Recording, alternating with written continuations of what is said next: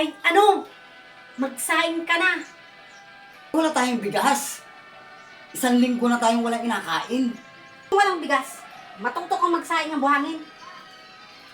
Magsaing pala, hindi magsaing. Paano ako magsaing ng buhangin din eh? Panay bato ang din eh. No, no, no, no. Hindi magsaing.